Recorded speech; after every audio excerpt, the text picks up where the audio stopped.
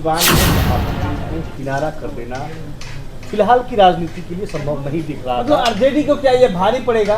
निश्चित तौर पर भारी पड़ रहा है। हाँ। भारी पड़ना ही था कि अभी तक कैंडिडेट का अनाउंस नहीं हुआ था। अभी हाल ही में कैंडिडेट का अनाउंस हुआ है। लोकतंत्र का महापर्व यानी लोकसभा चुनाव में जो है दोनों पक्ष है, चाहे पक्ष हो चाहे विपक्ष हो, चाहे इंडिया गठबंधन हो या एनडीए गठबंधन हो, दोनों पार्टियां जो है अपनी पूरा भरपूर मतलब ताकत झोंक दी है एक एक सीट को जीतने के लिए। जहां एनडीए की कह रही है कि हम 400 से पार लाएंगे, लेकिन वहीं हम बात करें कि इस वक्त हम बिहार के सबसे हॉट सीट यानी सिवान जिले में है, और सिवान जिले में जब आप होंगे तो बिहार का सबसे हॉट सीट माना जाता है।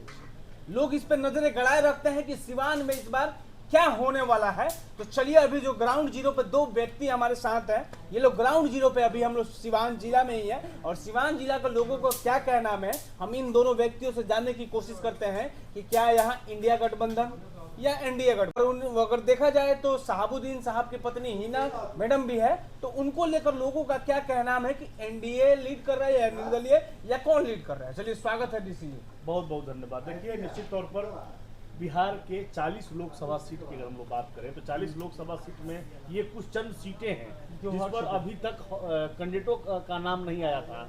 जैसे कल गोपालगंज का आया, सिवान का उसके 2 दिन पहले आया, अभी महाराजगंज ब्लैंक है, मोतिहारी ब्लैंक है, यानी सारण चंपारण का जो हिस्सा है। तो निश्चित तौर पर अगर यह सीट हॉट सीट नहीं होता तो यहाँ के कैंडिडेट को घोषित करने में पार्टियां इतनी देरी नहीं करती। अब बात जहाँ सिवान की आती है तो सिवान में सिवान और शहाबुद्दीन ये दोनों एक दूसरे के साथ दोनों जुड़े हुए हैं। तो सिवान में शहाबुद्दीन को किनारा कर देना फिलहाल की राजनीति के लिए संभव नहीं दिख रहा मतलब था। आरजेडी को क्या ये भारी पड़ेगा? निश्चित तौर पर भारी पड़ रहा है। भारी पड़ना ही था कि अभी तक कैंडिडेट का अनाउंस नहीं हुआ था। अभी हाल ही में कैंडिडेट का अनाउंस हुआ है, और अवध बिहारी चौधरी वयोवृद्ध नेता पर राजद को दाव लगाना पड़ा।